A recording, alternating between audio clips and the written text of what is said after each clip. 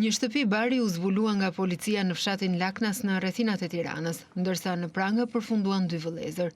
Një operacion i koduar Llamba përfundoi me arrestimin e shtetasve Shkëlqim dhe Fatmir Matraxhi, 38 dhe 28 vjeç. Po ashtu, në vijim të veprimeve, u procedua në gjendje të lirë babai i tyre 66 vjeçar, pasi dyshohet se kishte dieni për këtë veprimtari të palishme dhe nuk e kishte kallëzuar.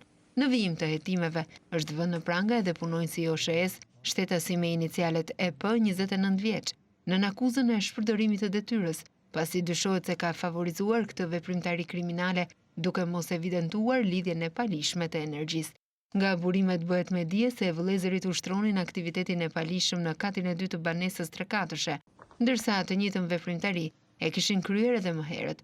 Mësohet se pajisjet e përdorura ishin të teknologjisë së fundit, ajsa largonin edhe erën e kanabisit. Për t'u kamufluar, ata vendosin edhe muzikë të lartë në banesë. 2 vëllezërit kishin punuar më parë edhe në Angli.